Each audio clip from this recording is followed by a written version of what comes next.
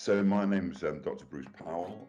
I was an intensive care specialist, a head of department in Western Australia, state medical director for organ donation. Prior to that, I came over from the UK, ended up in Western Australia with my family, my fantastic wife and my two wonderful young boys. About 4 years ago, I was competing in a competition, a sort of 7,000 event riding challenge, and unfortunately during a long sort of steep downhill part of the ride, apparently there's a hairpin on the way down a very long descent, and I didn't see the hairpin and hit a lamppost at 65 kilometers an hour head on. I vividly remember the downhill and it starting to accelerate, and the road was quite bumpy and it was cold. I remember being cold, and I'm crouched down on the bike, and then suddenly there's a voice, someone saying, "Dad." And I remember opening my eyes, and it was my son. He was holding my hand, and I was apparently in an intensive care unit. And there's no join in there. There's no gap between going downhill and holding my son's hand. It's really strange. It's like a film, just changing scenes. My wife said you were sitting there looking at your identification tab, and you said to me, "I figured something out, you know."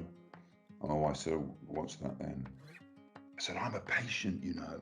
And she said, "Yeah, no, you've been here for a week." And I always thought that was quite tragic, that there's me not having any idea that I've had a crash, you know, both my arms are broken and my neck's broken, all those things, and yet the only insight I have is that I might be a patient, you know.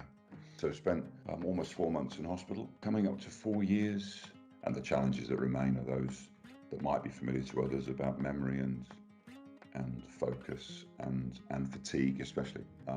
You know, the first year I don't really remember. Thankfully, my wife is an extraordinary woman, very generous, very patient. She cared for me.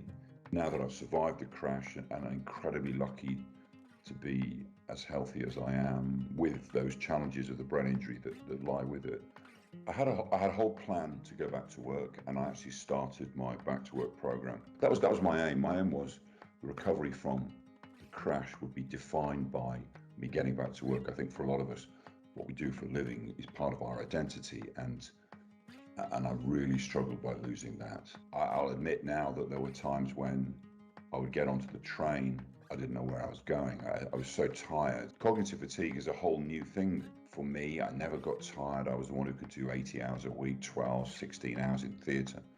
And I had no strategies for dealing with fatigue, so I would just carry on until I was exhausted.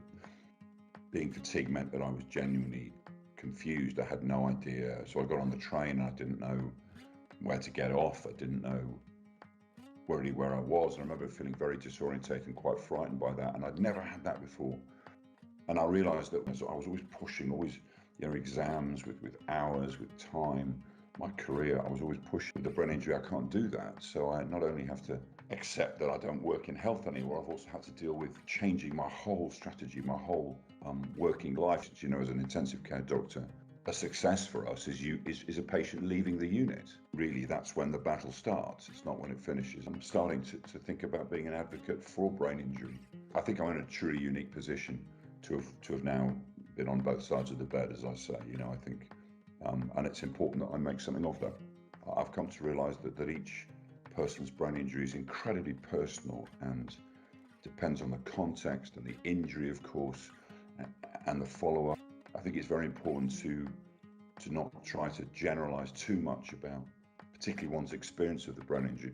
I think the single most important thing is that the greatest ally to us all is time. In other words, you have to be patient. It's hard to be patient when you're trying to rediscover your old self, but you have to be patient. And the same with carers. You have to have hope and you have to be patient.